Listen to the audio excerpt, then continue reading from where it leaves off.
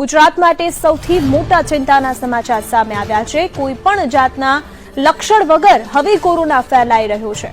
રાજ્યભરમાં મોટાભાગના કેસ કોઈપણ લક્ષણ વગરના સામે આવ્યા છે। માત્ર અમદાવાદમાં નવા 140 પૈકી 89 કેસ સામે આવ્યા છે।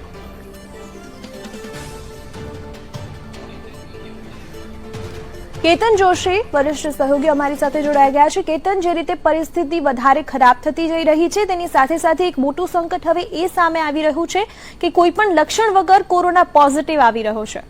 बिल्कुल, जो सौथी चिंताजनक समाचार अने सौथी चौंकावनारा समाचार एवं कही शकाय।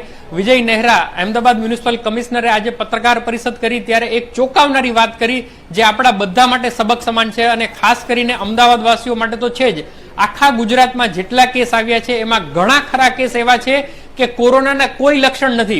लक्षण एटले शरदी, उधरस, ताव आ कोई पण लक्षणों न देखाय छतां पण कोरोनाना केस आव्या छे अने छेल्ले 140 केस जे अमदावादमां आव्या एमां 89 केस एवा छे के कोई लक्षण कोरोनाना छे नहीं। अत्यार सुधी आपणे बधा एटલું तो जाणता थई गया छीए के जो तमने ताव અને ઉધરસ એક સાથે આવે, ગળામાં તકલીફ હોય એટલે સમજી લેવું કે કોરોના કદાચ હોઈ શકે અને તમારે પરીક્ષણ માટે જવું પડે। પરંતુ છેલ્લે જે કેસીસ આવ્યા છે એના કોઈ કોરોનાના લક્ષણો જ નથી, મતલબ કે કોઈ પણ વ્યક્તિને કોરોના થઈ શકે છે। એટલે ફરીથી આ ચેતવણી અહીંયા આપવાની એટલા માટે ઘટે છે કારણ કે કોઈ પણ સિમ્પટમ્સ વગર કોઈ એવું માનીને બેસે કે નહીં મને શરદી નથી, મને તાવ નથી, મને ઉધરસ નથી માટે મને કોરોના ન હોઈ શકે, તો આ એક બહુ મોટી ભ્રમણા છે। આમાંથી બહાર નીકળવું જોઈએ।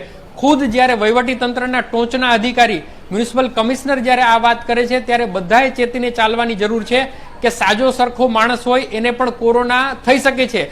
કોરોનાની રસી હજી આવી નથી, ત્યાં એમના લક્ષણો ઉપર આપણે ફોકસ કરતા હતા, પરંતુ હવે કોરોનાના લક્ષણ વગર પણ તમે કોરોના પોઝિટિવ થઈ શકો છો। એટલે સૌથી ચોંકાવનારી બાબત છે અને આ માત્ર અમદાવાદ પૂરતું સીમિત નથી। રાજ્યના અનેક કેસ એવા છે કે જેના સિમ્પટમ્સ કોરોનાના લક્ષણ સિવાય પણ કોરોના થયો હોય એવા કેસ નોંધાય છે। માટે ઘરમાં રહો, સુરક્ષિત રહો અને સાવધાન રહો, એ જ એકમાત્ર બ્રહ્મ વાક્ય છે।